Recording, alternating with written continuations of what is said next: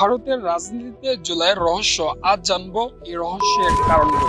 ক্যালেন্ডারের পাতায় 12টি মাসের ভিড়ে কেবল একটি নির্দিষ্ট মাসের লিখি ভারতের রাজনীতির অলিন্দে নেমে আসে চরম ক্ষমতার তোলপাড়। 1947 সালের স্বাধীনতা থেকে শুরু করে সাম্প্রতিক মোদী সরকারের ক্ষমতার সবচেয়ে বড় ধাক্কা, কেন বারবার এই জুলাই মাসেই বদলায় রাজনীতির ভাগ্যলিপি। পিছনের ইতিহাসটা দেখলে আটকে উঠতে হয়। 1947 সালের 18ই জুলাই ব্রিটিশ পার্লামেন্টে পাশ হয়েছিল ইন্ডিয়ান ইন্ডিপেন্ডেন্স অ্যাক্ট। ভারতের জন্মের সাথে জড়িয়ে যাওয়া এই জুলাই মাসটাই যেন পরবর্তীত হয়ে উঠল ক্ষমতা ভাঙা করার এক অলিখিত টিকিট। 1979 সালের জুলাইয়ে চরণ সিংহের রাজনৈতিক চালে পতন ঘটে মোরারজি দেশাই সরকারের। আবার 1991 সালে 24শে জুলাই অর্থমন্ত্রী মনমোহন সিংহের এক সিদ্ধান্ত ভারতের অর্থনীতি ও রাজনীতির সমীকরণ চিরতরে বদলে দেয়। ইতিহাস সাক্ষী, ভারতের মসনদ বারবার কেঁপে উঠেছিল এই জুলাইয়ের কোনো এক কালবেলায়। কিন্তু এই ইতিহাস কি কেবল অতীতের গল্প, নাকি বর্তমান বাস্তবতায় জুলাই মাস এক পরম আতঙ্ক?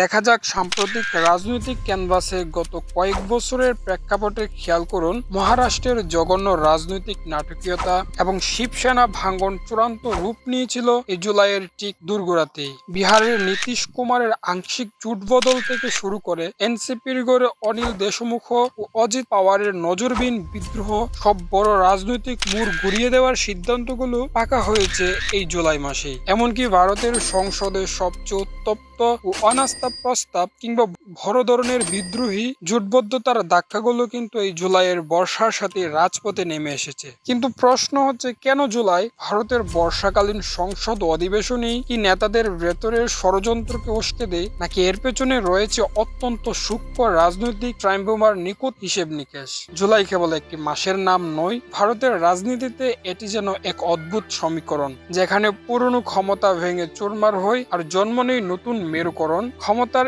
এই ধাবার চালে হয়তো রাজাদের নাম বদলায়, কিন্তু ইতিহাস বারবার আমাদের মনে করিয়ে দেয় দিল্লির মসনদ চিরকাল নড়বড়ে, আর জুলাই মাস হলো সেই জ্বরের পূর্বাভাস, যা যে কোনো সময় বদলে দিতে পারে একটি কোটি মানুষের দেশের ভবিষ্যৎ। ভারতের রাজনীতির এই জুলাই ট্রাম্প স্রেফ একটি কাকতালীয় ঘটনা, নাকি এর পেছনে রয়েছে কোনো গভীর রাজনৈতিক কৌশল? আপনার মতামত কি? কমেন্ট বক্সে অবশ্যই জানান। রহস্য, ইতিহাস আর এমন গভীর ইনভেস্টিগেটিভ কেস স্টাডি ভিত্তিক ভিডিও আরো দেখতে এখনই আমাদের পেজটি ফলো করুন এবং চ্যানেলটি সাবস্ক্রাইব করে বেল আইকনটি চেপে রাখুন। আগামী পর্বে দেখা হচ্ছে এমন অন্য কোনো রোমাঞ্চকর অধ্যায় নিয়ে। তৈরি থাকুন।